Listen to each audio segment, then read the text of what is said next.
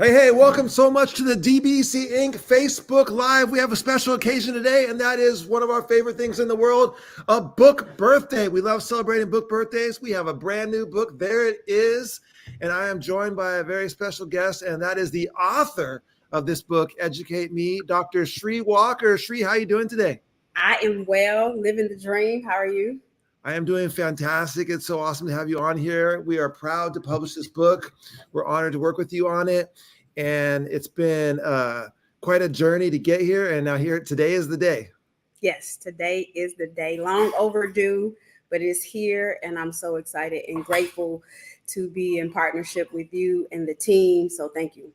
Absolutely. I see Kristen. Hey, thanks for joining us. As you are joining in, please go ahead and throw your name over in the comments. Let us know who is watching with us. We always appreciate that. So Kristen's wishing a happy book birthday. We appreciate you. So for those in the audience, Shree, who are not familiar with your work, I was hoping maybe you'd give us a little background on where you're at in the country and what it is that you do. All right. So I currently live in Los Angeles. I'm originally from Los Angeles. However, I lived in Nashville for about 24 years. I went there for school. I have a degree in history from Fisk University, a master's in special education from Lipscomb University, an EDS in administration supervision from Tennessee State University, a doctorate in curriculum instruction from Tennessee State University. I was a director of special populations for Metro Nashville Public Schools, an adjunct professor, did a program at Harvard. And so my work is impacting the human spirit in the education field around special education and special populations. And currently I do motivational speaking, professional development, and my demographic is the human spirit, and I aspire to change the world.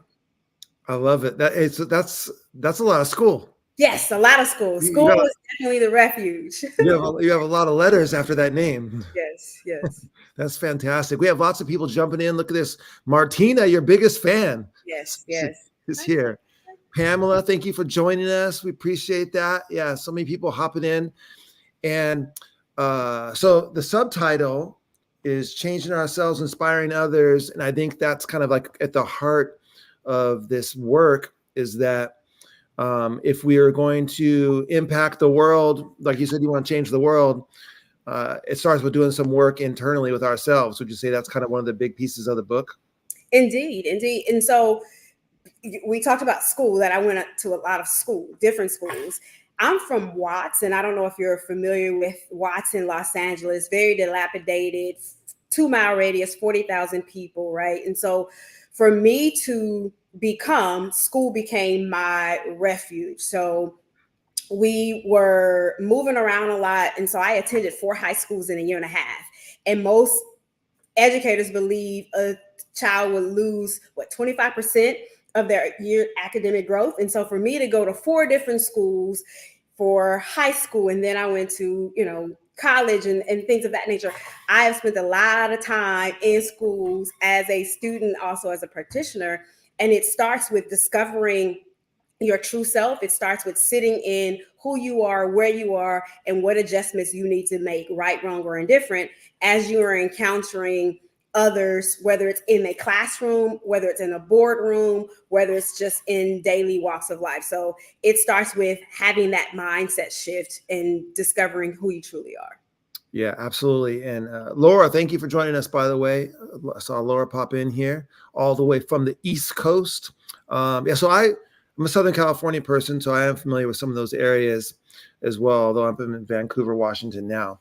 Now, one of the things in looking through your book, Shree, that I noticed is that you kind of called out the fact that a lot of people maybe know the work and they know what they should do and what they need to do for kids, but there's a fear factor that steps in. And that's one of the things that holds them back is that they're fearful of doing what they know in their heart is the right thing to do, what to stand up for, but there's still something there that's holding them back. Oh, definitely. I think when we think about education as a whole, we have to really think about the weight of our contribution, right? We are impacting lives in a positive way or in a negative way. Whether you have a novice teacher or someone that's a seasoned teacher, depending on the environment, the culture, you have to be one that is willing to walk in truth no matter what. And oftentimes there's a culture that's set, and you don't want to be more than, right, than the others in the culture as it relates to, bucking the system or being vocal, because people fear losing their jobs. People fear being ostracized or blackballed, opposed to just leaning into the work and showing up and understanding, like, we are really changing the trajectory of someone's life as an educator, whether it's a paraprofessional, a janitor, an administrator, a board member. When we really consider the weight of that, it's the fear should go away, but it doesn't, and it takes time. Going back to what I said earlier, as far as having that mindset shift and being around others who are really willing to lean into the work. Yeah, I loved the one in that section of the book you mentioned. You said people always say, like, "Hey, aren't you afraid you're going to lose your job if you do this?" And you said, "I got this job, I'll get another one." Yeah. Like. And I know that seems like kind of flighty or whatever, but at the end of the day, I know for me, it's one of those things where I truly believe in, we get one shot at this thing called life, and I want to die empty and I want to pour out. I don't have children, so my legacy is, each time I'm encountering someone, I want them to remember me and live forever, right? And so I have to show up and lean into what I know is right. And at the end of the day, getting a job, right, making some money, like that's it's can be challenging and complicated at times. However, it's easy when it comes to, what am I actually pouring out? Who am I actually serving? How can I actually change someone else's life? So understanding that people may be disrupted, which I coined the phrase magical disruption, and that's kind of like this experiencing me. I think when you are okay with walking in your truth, then you're not bound to the fear of losing a job or being written up, because you're doing the right thing in the right way. Right, absolutely. You mentioned dying empty. That reminded me, one of my favorite speeches from Les Brown, "Live full, die empty." Yes. Is like as powerful stuff. Yeah. So the other thing that stood out to me, looking through Shree, the book, and I was looking through the digital version. I'm still waiting on the physical copy to arrive. I thought it was going to arrive this afternoon. Oh man, see, I'm jealous. You already have yours. Yes. But so mine should arrive hopefully maybe by the end of the day. We'll see. Okay. But looking through the digital copy, is you have this unique spelling of the word change, where you talk about change, CHANG is GE is how we usually think of it, but you have CHAINGE, like change. Maybe if you could speak on what that means. Yes, it's more of this internal thing, right? We often, the I, right? It starts with me, right? And so further on in the book, I talk about change starts with me, which is a mindset shift, education, execution. The mindset shift is true self-discovery. Education is this reciprocal exchange of information or experiences, no matter the walk of life. And then execution is, what did you actually learn and how are you actually implementing it? Because knowledge without action is meaningless, right? And so adding the I makes one think of themselves not in this arrogant type way, but how do I assess me at this micro level, and then work all the way down to the people that I'm serving and how I'm showing up. And I think if we often think of others, right, not honoring ourselves or taking care of ourselves, but really taking care of ourselves in a way we can properly show up for others, and sitting in things when we're uncomfortable, whether we're challenged with a new policy or procedure, or the words of unconscious biases or diversity. Why am I uncomfortable, right? And so sitting with what's going on with me, why am I triggered? And that makes me think of this quote. I don't know who said it, but it says, "Be grateful for where you're triggered. That lets you know where you're not free." And so that I in change, it's kind of like, why am I frustrated by this? Why am I upset by this? Do I see myself? And when we start with self, then we could truly, truly serve and lead others. Yeah, I love that, putting the I in change, and this idea you spoke about the sometimes it takes unpacking some of the things from our past, right, in order to move forward. And if we're not willing to address some of those things, then it's makes it really difficult to move forward. Indeed. Indeed. Yeah. Yeah. Hey, so I noticed that Laura put a message in where she shouted out the cover and said that the Yes. cover was beautiful. How about that cover? Yes, yes, it is very beautiful. Green, Kelly green, actually is my favorite color. I have on a dress. I was like, I I looked at my love it. closet. I was like, this would be so appropriate, right? The It's a dress, perfect match. right? Yeah. Um, and so the cover is about growth, right? I love flowers.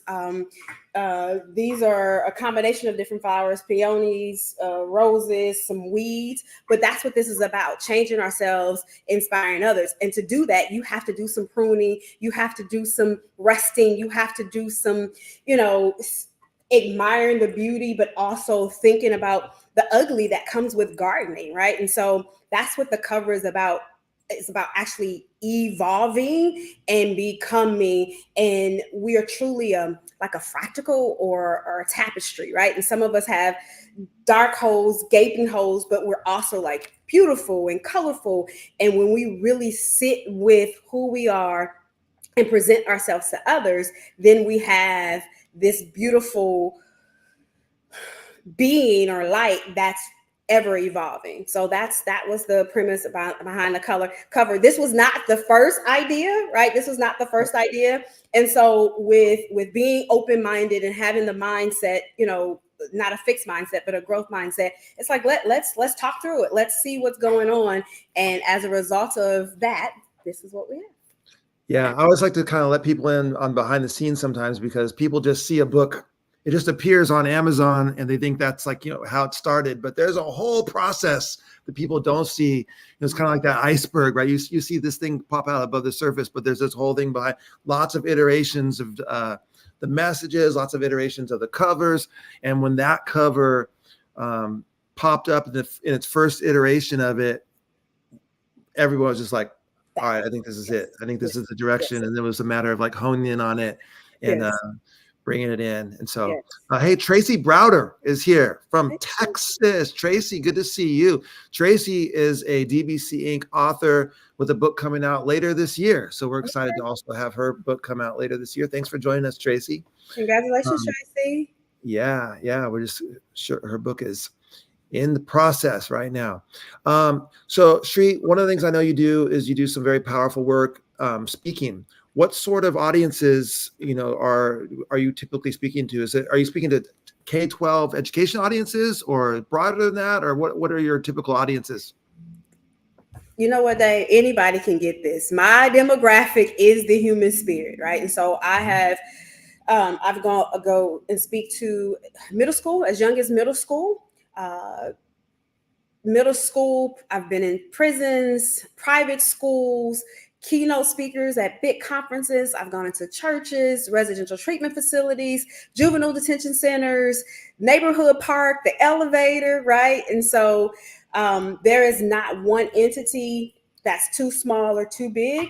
It's about connecting, because there's some common truths that we all experience, right? And so I believe in just touching the human spirit. And so sometimes it's in the education sector, sometimes it's in educational consulting in the nonprofit sector, but my message is around resiliency and understanding who you are and how to move through the work and whatever that work may be. And we start with self-discovery. I love it. I see Renee Bryant has popped in here. And she says that she was fortunate to see Shree at OCDE, Interpreters and Translator Conference in the fall. Yes. There you go. So, and Renee also is a upcoming DBC Inc. Books author. So thanks for joining us, Renee. Hey, we Renee. Appreciate you being here. Yeah, there was a Resilient Walker recipient. And so I give away a pair of Converse to recipients that they identify who are considered resilient walkers. And so at that conference, that recipient was so honored to, yeah, she was like, I'm so glad to be rated R. She was so honored to be identified as rated R, which stands for resilient. So yes, that was a great conference. Yeah, fantastic. Now I noticed on the cover, Shree, that it says Dr. Shree Walker with, and it has someone that you were writing with. Maybe you want to give them a shout out for the work that they do with you. So Michael D. Eisen. So we met like 5 or 6 years ago. His sister and I are actually friends. And I am a writer. However, I have dyslexia and processing delays. And so it takes me a little bit of time to write. And so when we connected, he has written several other books prior to. So when we connected, I said, hey, I would like to collaborate with you and help me communicate what I have to say.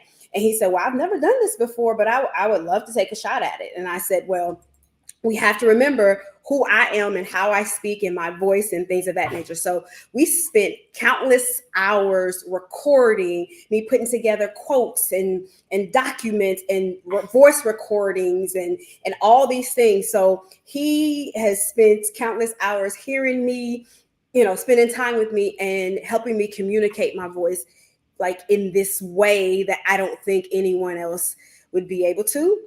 And we have collaborated. This is our 5th book together, our fifth book together. Oh, wow. That's incredible. Yeah. And so when people read it, they know, they're like, well, it reads like I'm talking with you, and that's because of the way I recorded it. I'm thinking about at some point doing some type of art exhibit and incorporating some of the recordings so people can see the recording, listen to the recordings and see how it was transcribed so they can be like, this is phenomenal, right? So that's what it was. And I'm forever grateful for him because he is one that is a conduit, for me and truly challenges me on things, but then is open for me to challenge him. And we have diversity in thought because we come from 2 different worlds, 2 different backgrounds, and I'm very grateful for Michael Eisen. And so if anyone else, is worried about or don't know how or needs assistance with helping, communicate their voice, he is phenomenal resource. Phenomenal. Yeah, I love that collaboration and the fact that when you read the words, though, it's 100% sounds like Dr. Shree Walker, right? Like it's your voice maintained through the whole. That's something that's super important to us with all of our authors is we want that author voice to be maintained. And yes, books get edited. Yes, books get developed and all that kind of stuff. But yeah, we want, when you read it, like if you see Shree Walker on stage and then you go pick up this book, Educate Me, we want there to be a match. We're going to go like, oh, this is like the pop-up version of what I just saw on stage. Like it's, yeah. And that's very important for me because it seems inauthentic, you know what I mean? In the sense of someone not knowing my voice, and so the first sentence in the book, it starts off, look, like who starts a book off with look or listen, and that's something when I sent the recording, it was like, look, school was my refuge. That may have not been for most people like that, those conversations and those, the wittiness and like that is me. That's a part of what you would experience when you experience me. Yeah. And you being an author so many times over, working through some of these things like dyslexia, that's like this, gives you, first of all, it's inspirational. As you can see in the comments, people are inspired by that, but then also gives you such empathy for our learners, right? Mm-hmm. That are with us, and what it is that they can accomplish. They can accomplish mm-hmm. big things no matter where they're starting from. Mm-hmm. Mm-hmm. Yeah. Jay Billy, yes. Jay Billy said, where is it? That's the kind of what DBC does. People can hear the voice and the words. That's what we want. Absolutely. Yes. Yeah. Yep. Thank you, Tracy. We really appreciate that from you as well. Mm-hmm. Absolutely. Tracy said something. I'm going to look back for it here.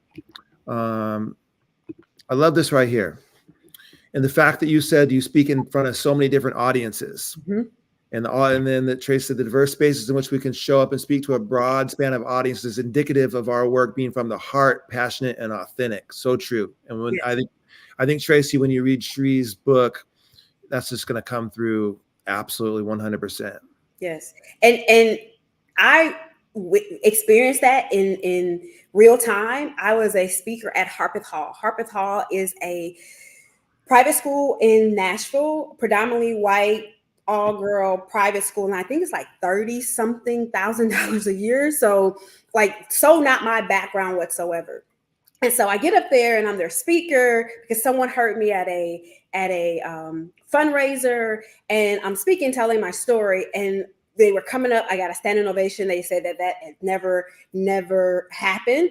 And so one of the girls came up to me in tears, and she was crying, and she said she too had been frustrated or understand the pain because I talked about how often we had to move. Now, we were moving because of, financial insecurities of my mom and things of that nature, but she understood the pain, although her father was moving because he's getting promotions in big companies and things of that nature. And so when you're speaking a timeless truth, it doesn't matter where you come from. It doesn't matter the space. Like, people will connect to you when you show up and lean in and be who you are, because you can't ask 2/3 of me to stay outside.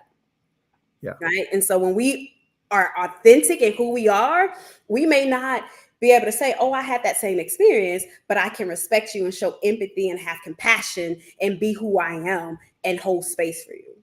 Yeah. I also like how in the book you discussed the idea that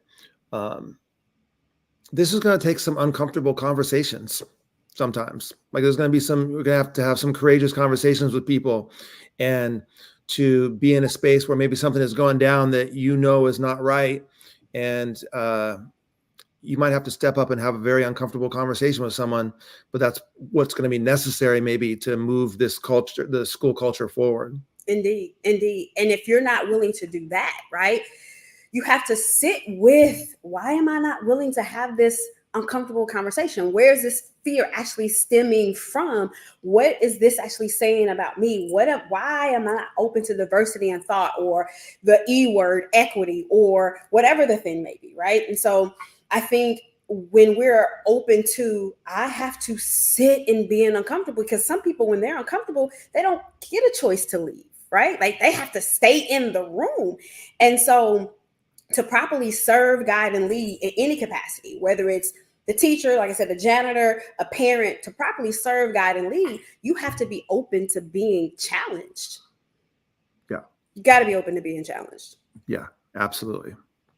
Oh, yes, Tracy, you got to receive all of me, 100%. Yes. I love it. Yeah. Brenda, thank you so much for joining us. Yeah. Appreciate that. Yeah.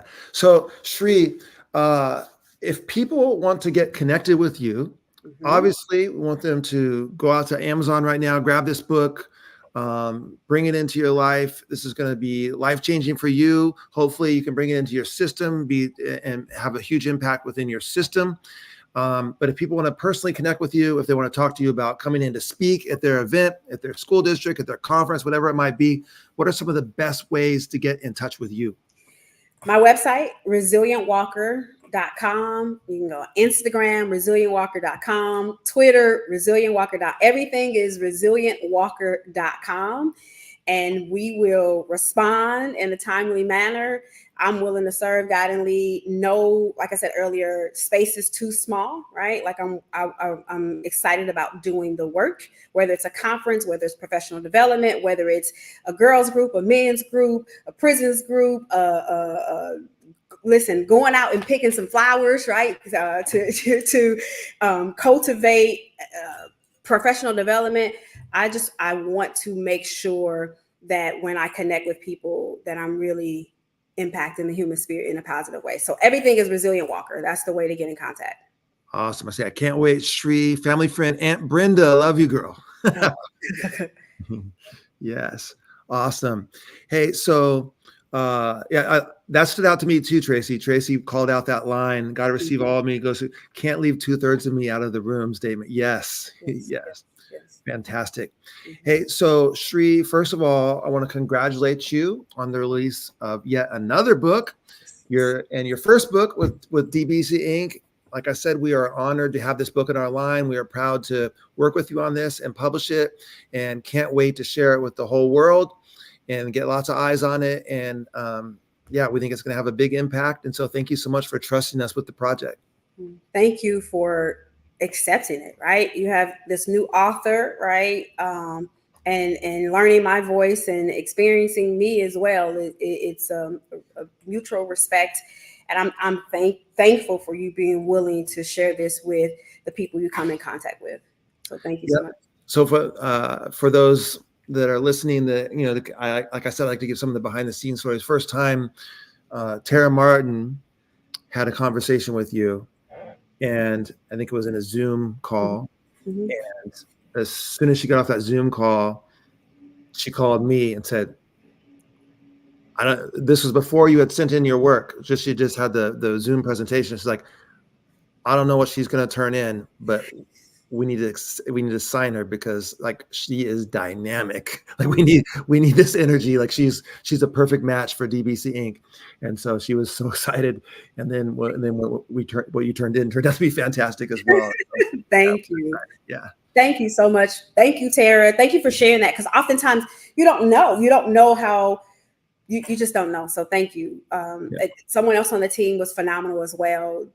Sal, right? Sal, Wendy. Yes. Sal and I were going to connect when I was in Virginia, but it didn't happen. But very honest, appreciated the work. Said that he liked my voice, and he said he was very excited about being a part of the project. So yeah, Sal's amazing, and Sal, by the way, is also working with Tracy, and so so that's awesome. I love that.